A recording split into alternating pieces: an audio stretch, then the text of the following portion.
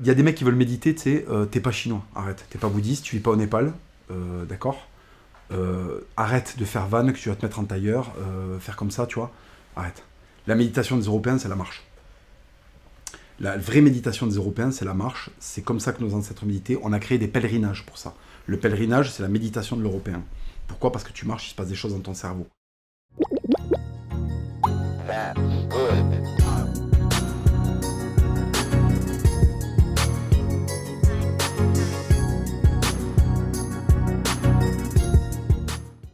Salut tout le monde. Alors bonne année déjà, puisque au moment où vous verrez cet épisode, on sera en 2023. Aujourd'hui, je vous propose une vidéo assez courte parce que j'ai pas énormément de temps pour enregistrer pendant les fêtes. Mais donc, comme vous l'avez vu dans l'intro, on va de nouveau parler de Papacito. C'est vrai que c'est toujours marrant quand Hugo publie quelque chose parce qu'il a un certain talent pour la punchline et pour la vanne. En revanche, sur le plan des idées, perso, je suis rarement d'accord, et surtout c'est souvent assez approximatif. Et justement, récemment, il a publié cet entretien dont vous avez vu un extrait là, le live furieux, dans lequel il évoque plein de choses, mais il y a notamment cette séquence que je vous ai passée où il dit que la marche c'est la méditation des Européens. Et j'ai vu que ça faisait pas mal réagir, y compris positivement d'ailleurs, par exemple sur Twitter, où un certain nombre de gens disaient mais oui, il a raison. Et moi je suis pas tellement d'accord, et je vais vous expliquer pourquoi, mais déjà un peu de contexte, parce qu'il y a une question importante à se poser. Pourquoi est-ce qu'il nous parle de marche dans ce live? Et vous allez voir que là, il y a un premier problème déjà. Depuis que j'applique les 10 000 pas du Raptor, niveau santé, niveau sommeil, ça va beaucoup mieux.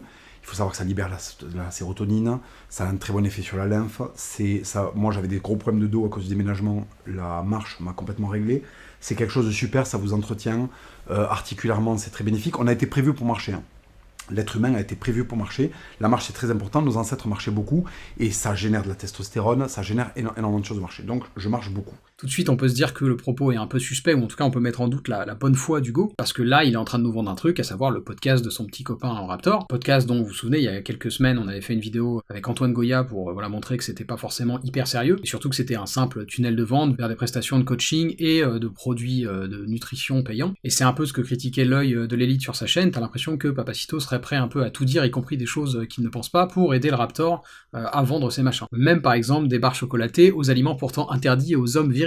Du moment où t'arrêtes de bouffer du soja de Shintok et que tu commences à manger les carottes de chez toi qui ont été faites par l'agriculteur stylé. C'est ça le début de la street cred en mangeant ces... Il est revenu 6% de body fat, la croustille choco noisette elle déboîte, la méga moelleux elle déboîte, je viens d'en enquiller 2 avant de faire le live, je vous mens pas, tu vois. Le peuple français, depuis un certain temps, a oublié qu'il a 1500 ans d'alimentation street crédible à son actif. Les Français, maintenant, ils bouffent ça. Des sachets de graines. Et devinez quoi? Les sachets de graines, c'est les mêmes qu'on donne aux pigeons, en fait. Tu vois?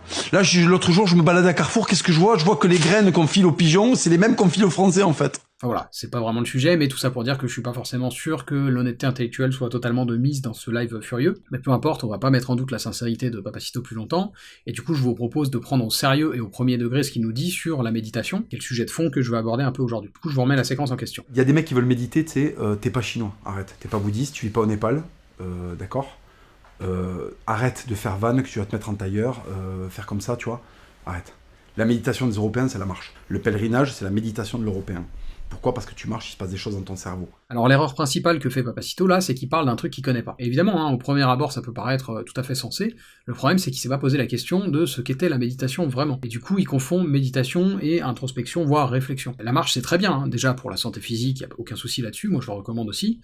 Mais en plus, effectivement, c'est souvent un bon moment pour faire de l'introspection. Mais l'introspection, la réflexion, c'est pas la même chose que la méditation. En tout cas, quand on parle des traditions bouddhiques. Et c'est bien de ça que Hugo parle, puisqu'il mentionne le Népal, le bouddhisme, etc. Alors c'est pas uniquement de sa faute, je pense qu'il y a une part de problème lexical, on va dire, qui est liée au fait qu'on utilise parfois le terme de méditation pour parler justement de réflexion. Par exemple, il y a un ouvrage de Descartes qui illustre ça, les méditations métaphysiques, les pensées de Marc Aurèle, donc les pensées pour moi-même, c'est pareil, c'est un autre exemple, on les appelle parfois les méditations de Marc Aurèle, en anglais je crois que c'est meditations. Bref, en Europe, on a tendance à croire que la méditation c'est simplement une forme de réflexion très poussée. Or, c'est pas tellement le cas. Et je suis pas du tout un expert, mais le sujet m'intéresse et je pratique un petit peu. Alors il y a plein d'écoles différentes, mais en gros quand même, dans les traditions bouddhistes, la méditation n'est pas juste l'introspection. Ou plus exactement, c'est une forme d'introspection spécifique qui s'attache à contempler notamment le phénomène de la conscience, et à observer les différentes formes d'expérience qui lui sont associées. Et justement, pour contredire un peu Papacito, qui dit là aux Européens arrêtez de faire genre vous méditez, j'ai voulu convoquer une référence occidentale contemporaine,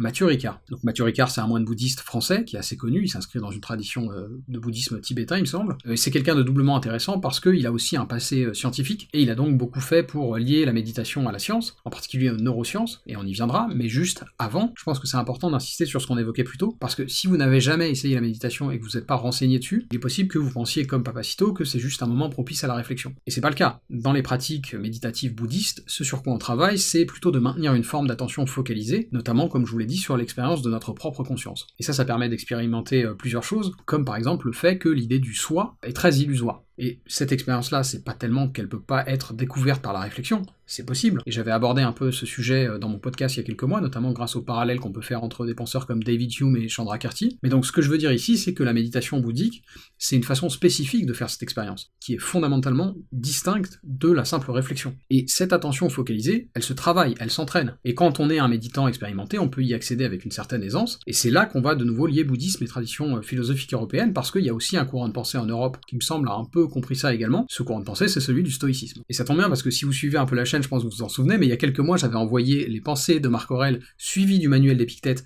à Papacito. Malheureusement, je pense pas qu'il l'a lu, mais malgré ça, j'ai une première citation à ce sujet qui montre qu'on peut facilement faire des ponts entre philosophie occidentale et orientale, mais que ça n'a pas grand-chose à voir avec la marche. Là, ce que je vais vous lire, c'est tiré des pensées pour moi-même donc de Marc Aurèle. C'est au début du livre 4, je cite: « On se cherche des retraites à la campagne, sur les plages, dans les montagnes. Et toi-même tu as coutume de désirer ardemment ces lieux d'isolement. Mais tout cela est de la plus vulgaire opinion, puisque tu peux, à l'heure que tu veux, te retirer en toi-même.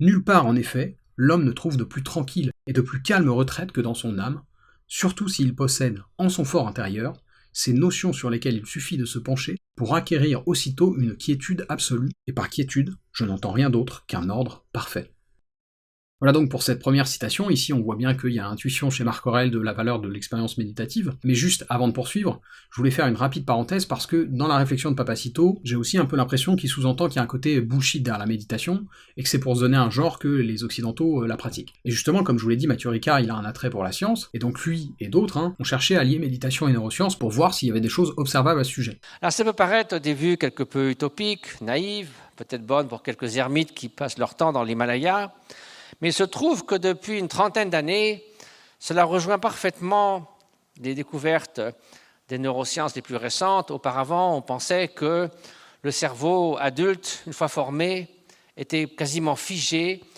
car il était d'une telle complexité que d'induire des remaniements importants dans ce cerveau allait tout bouleverser et le rendre dysfonctionnel.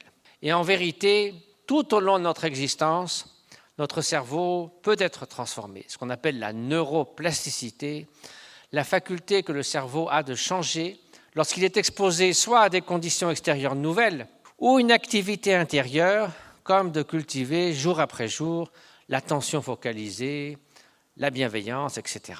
Donc ça, c'était un extrait d'une conférence donnée par Mathieu Ricard il y a quelques années, et elle est disponible dans ce podcast qui s'appelle Méditation, neuroéthique et bouddhisme, et effectivement, on sait que chez une personne aguerrie aux pratiques méditatives, il se passe au niveau cérébral des choses qu'on n'observe pas au sein de la population générale. Et l'idée est venue de commencer un programme de recherche sérieux avec les meilleurs scientifiques du moment dans ce domaine particulier, des contemplatifs qui avaient fait entre 10 000 et 60 000 heures de méditation, pour voir si vraiment ça pouvait apporter quelque chose de fructueux dans le domaine de la recherche. Il a été très rapidement clair qu'effectivement, ces entraînements donnaient lieu à des modifications fonctionnelles, structurelles importantes dans le cerveau.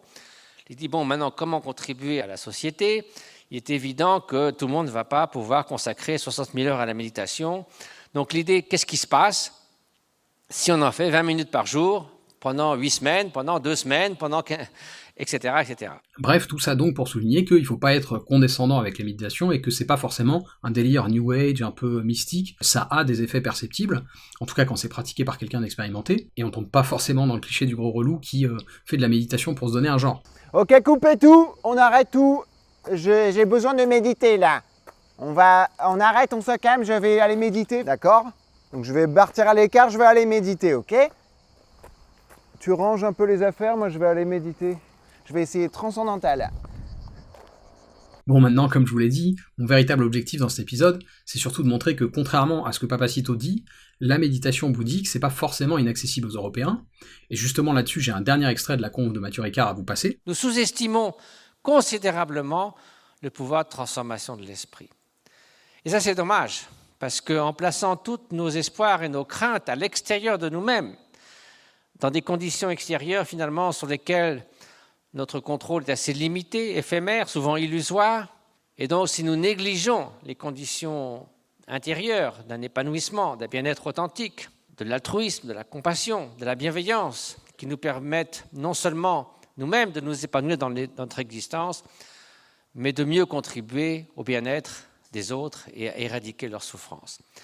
Donc ça serait très dommage de consacrer toute notre énergie à améliorer uniquement ces conditions extérieures. Bien sûr, elles importent. Bien sûr, notre monde souffre encore d'immenses inégalités qui vont d'ailleurs croissant dans la plupart des pays de l'OCDE.